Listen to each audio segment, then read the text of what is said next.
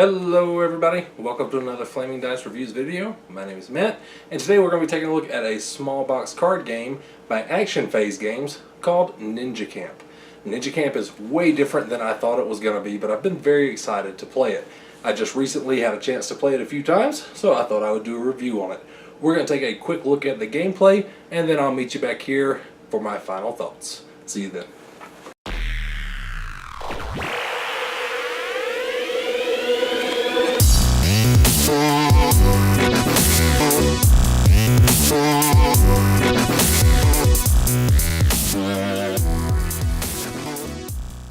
So as always, let's take a look at what comes inside of the game. And Ninja Camp comes with a rule book, which is very easy to read and understand. The cards, they're going to make up the player area, and they're just assembled in a grid. Depending on how many players there are, determines how many cards are laid out. You have your character cards, and each one of these character cards has a different ability. You've got platypus, goat, sloth, there's also puppy, chameleon. Each one of them has a little bit of a different ability. You've got your 4 different colors of meeples, in this game referred to as ninjeeples, and then you have 2 starter cards each, a sprint and an evade. And let's take a look at gameplay next. Let's take a brief look at some of the cards in the game. And these cards are going to be making up the player area. So on the left we have the wall, and the wall is a sort of obstacle. You can't move through it, you can't land your movement, or you can't end your movement on it. It's just a impassable obstacle. On the right is a trap. You can move through it, but if you end your turn on it and move, then you're going to have to pick that card up, and at the end of the game it's worth -1 point. Let's take a quick look at some of the skill cards. We have ambush, and with ambush you actually move your meeple into another player's meeple, and you kick them off of the card that you land on onto another card. So if they're on a really good card, you can take that card for yourself. Sprint, you just move in a straight line, and you move all the way to an edge, an empty space, a wall, or another ninja. So it's just a way to move in a straight line a really long distance. You have evade, and that's just a straight movement card.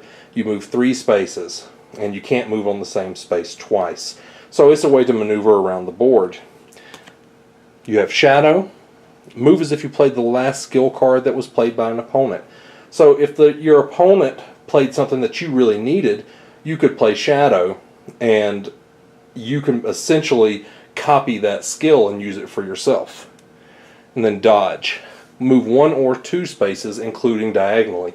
Now that's very powerful because normally you can't move diagonally, and being able to move 1 or 2 spaces instead of a set number of 3 or 2 is great, because as the board becomes more congested, as you'll see in the next portion of this video, it's very powerful to only be able to move 1 space. Now we have the game all set up for a 2-player game. It would normally require more cards be laid out in the player area, but for the purpose of this video, I put just enough to cover the screen or the field of vision for the camera. Now each player is given a character card. In this case I have Armadillo, and these character cards give you a one-time ability. Once you use their ability on your turn, you flip the card over, showing that you've already used that ability. Each player is also giving a color of ninjeeple. In this case I'm red, and it doesn't matter what my opponent is, this is just an example, but they are the black ninjeeples. Now at the beginning of the game, players put their ninjeeples out on the board to claim certain cards. And the cards, if you'll notice, have different values at the top. And these values are how much these cards are worth at the end of the game if you capture them. So players take turns playing a card from their hand, and each player starts with an evade card and a sprint card. In this case I'm going to play a sprint card and move my red meeple / ninjeeple all the way down in a straight line, because sprint says move in a straight line until you come to an edge, an empty space, a wall, or another ninja. So I move down to the edge. And the cool thing about the game is you get cards based on where you started your movement at. So my ninjeeple started at leap, so I now get to add leap to my hand. Let's say that my opponent went and did that, and then I played a card that let me do something else. And then he went. And as the game progresses, more and more meeples. Of course, this movement is just haphazard and not really adhering to the rules. But as players move and get these cards, the game board gets more and more holes in it. So it's harder to maneuver. And the cards have to be fulfilled to the extent of their rules.